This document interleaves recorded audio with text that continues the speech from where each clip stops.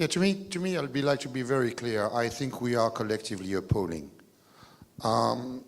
We are in a world that has changed, right? So 50 years ago, if I take my very small world, which are aircraft, the aircraft of 50 years ago have nothing to do with the aircraft of today. The fuel consumption was different, the safety was different, the service was different.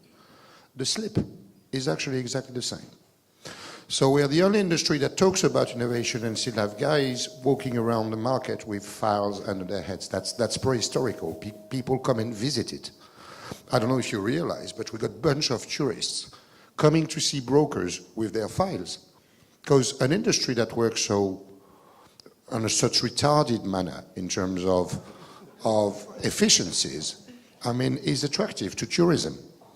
And we are in a world where we tend to believe we innovate, we put teams of innovators, but the reality is innovation is, I listen to my good friend broker and actually add more limit to the cover.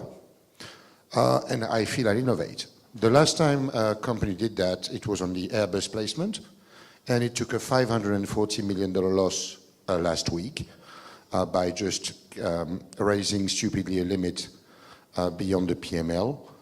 And that's actually criminal. That's the biggest loss in history since 1981 Japan airline accident. And that's a self-inflicted damage by people who thought they were innovative by being at the pub and say yeah to their friends.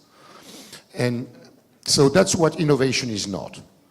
I think innovation is accepting to be disruptive and accepting that you're not going to make friends. We are in a world, we're all sitting around this room, where if I take a specialty product of almost any sort, it's going to come to the market with about 30% brokerage, most likely on a line slip. I'm going to add to this 20% operational cost of all those shops, and I'll be an industry who has 50% frictional cost. An industry with 50% frictional cost is dead. The question is not if, the question is when. So innovation is not going to be like an effort or an incremental change, in my opinion. It's going to be something that people will have to face. We're going to have loss of jobs. People who do not change will lose their jobs.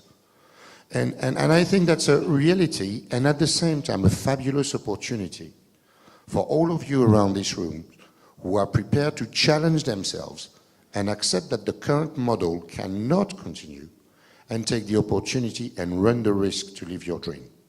So I'm 48 and I've just left a very senior position with a title, a very attractive PA, to start and fly economy to Singapore last week.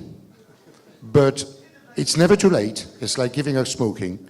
You all have a chance, but I think we will be forced to innovation, and I think we are in a world that pretends we innovate, but actually I'm worried that we are not prepared to tackle the real in-depth challenges of a microcosm of comfort where people work till 5 until Friday, where they live at 3, make more money than the best clever engineers in Airbus or in any fintech world, wear a Rolex and take that for granted. And I think this world is dead, this world will change, and it's an opportunity, not a fear.